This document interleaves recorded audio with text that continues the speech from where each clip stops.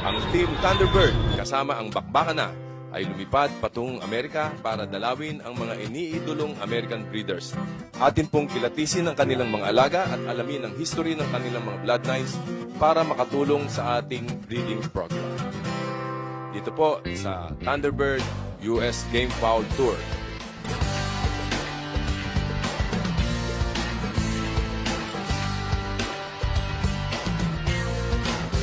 Kasama po si Joseph Chua ay nagpasyal kami kay Travis Clark ng Columbia, Missouri. At sa loob ng 8 araw ay siniliksik ang kasaysayan ng mga linyadang hanggang sa ngayon ay nangingibabaw sa larangan ng sabong.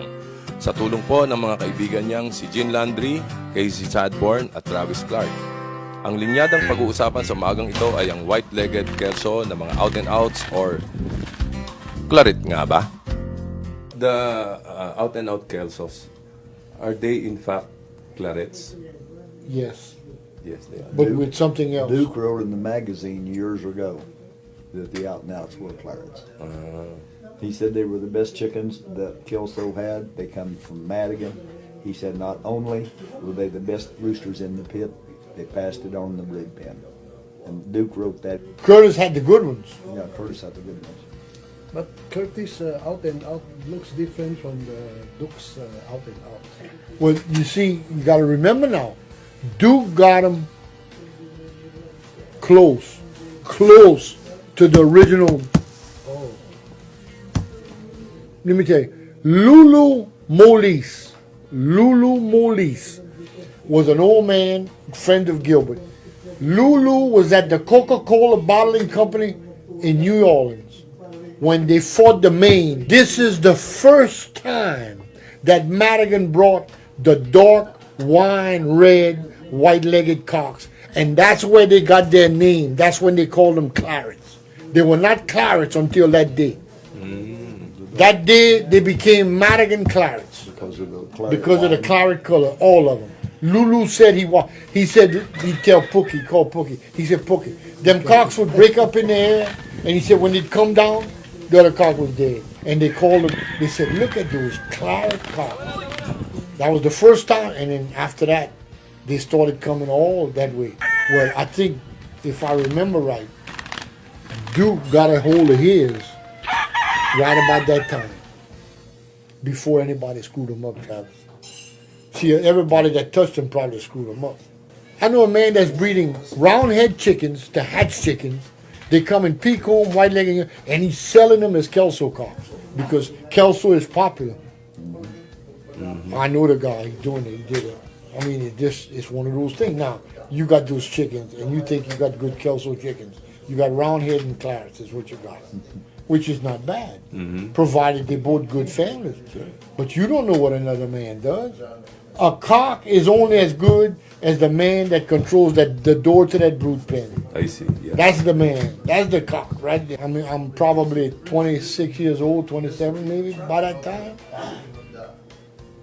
He told me, he said, let me tell you something. He said, when Duke Hulsey was working for Madigan, the last fight in Florida, he said, in those days, they shipped the cocks in a boxcar. The cock house was a boxcar, trained boxcar. He said they'd roll that boxcar and they'd cut it loose and leave it there. He said they had two brothers, the Griffin brothers. He said Duke fought one of them claret cocks, the broke wing cock. He said he was a hell of a cock, man.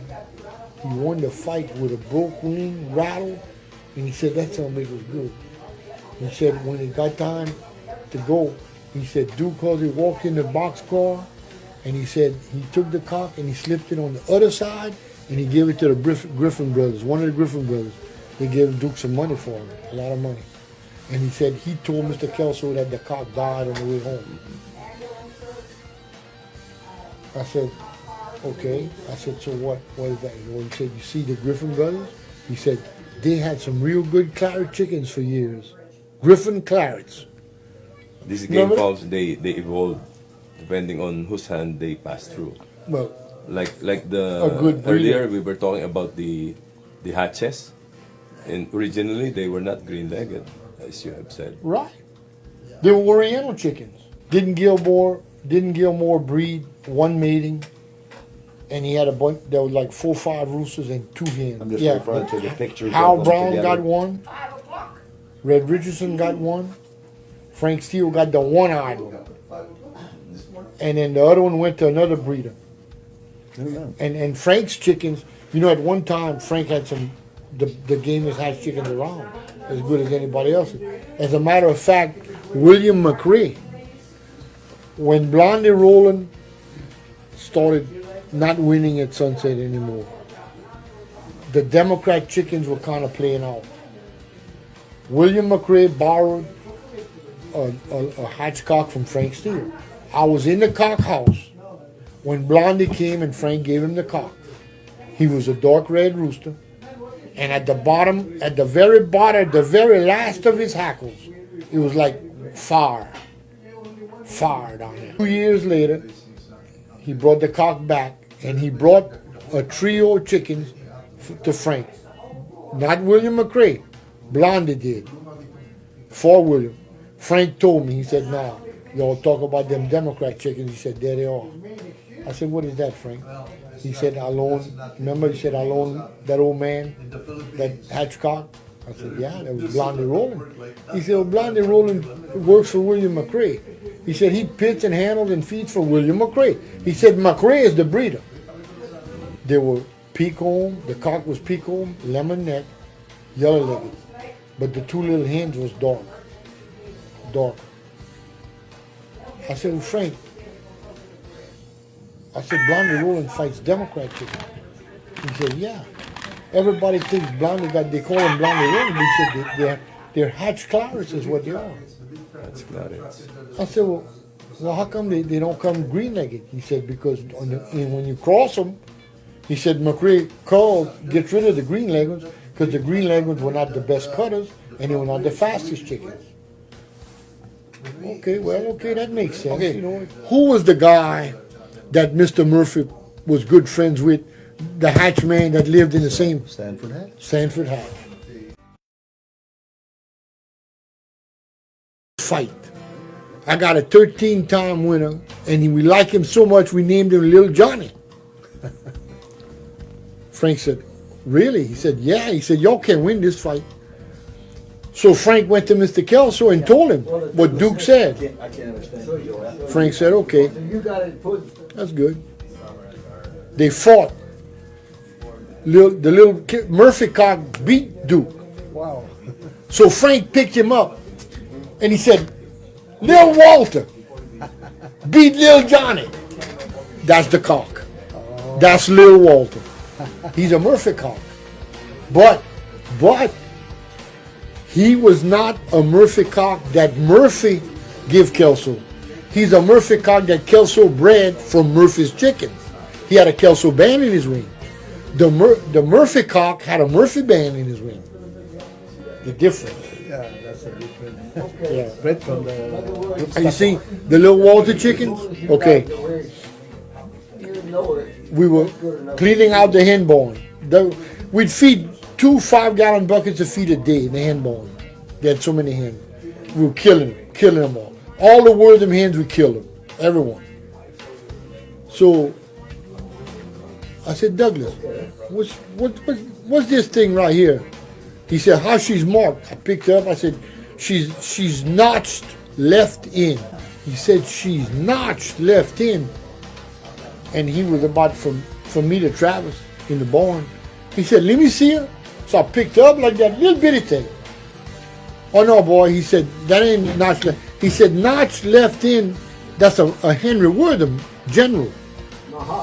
He said, "I haven't bred them chickens in 10 years. That's them chickens I got from Duke." I said, "Well, Douglas," he said, "Bring over here." I brought over there. When you opened her up, she had 2 bumps, one here and one here. He said, "Look at that, boy." He said, "That is a punch that tore." Yeah. He said, that's one of them Lil Walters. He said, "Frank took all of them." He said, "This one must have been in the hayloft when we caught the others, because she was the only one left. The rest of them he had taken them." He said, "Kill her." I put outside in the box, closed the door. We kept on killing. We got to another little hen. I said, Douglas, what's this? He said, oh, he said, you know what that is? That's one of them from that Murphy cock and that sweater hen that Frank said. Kill it.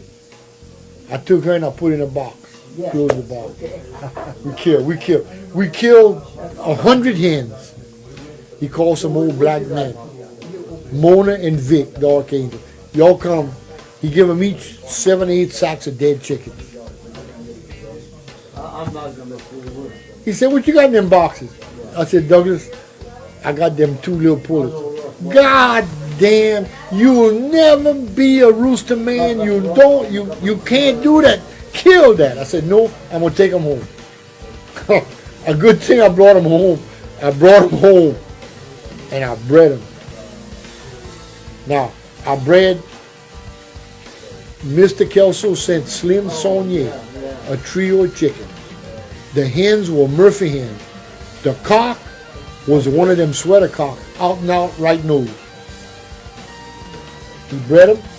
The cock died. When Wallet bought the trio, he gave Douglas the 2 Murphy bred Kelso banded hens and a son. So the son was half the sweater cock and half Murphy. He took that cock, he bred him to Jesse Horder's skin-headed hen, peacocke hen, and he made a cock that he fought at the Brown Derby. The cock was so vicious, the pitter couldn't do nothing with him. Those were the white-legged, right? Jesse's one was white-legged, but this rooster was a yellow-legged rooster. His sisters, he had some white-legged sisters, but all the roosters was yellow-legged out of that breeding. So Douglas got mad. They couldn't put the cock down. The cock would bite. He'd bite the owl on the arm. He wanted to go. They'd put him down. He'd run away. He couldn't, and he was hot. Douglas was, he was pissed. He wins the fight. He won the fight. Long, hot. He told Tial, he said, he's going to die. He said, kill him. Man, I said, Mr. Wallet, I said, sell him to me. He said, you can't do nothing with that boy. I said, sell him to me. He said, how much you got on you? I said, I got $50. Here, take him, is yours. That's how me and Wallet got together. We got together right there. I had it. I bred that cock to the little Walter hen, and I bred that cock to that Murphy sweater hen from the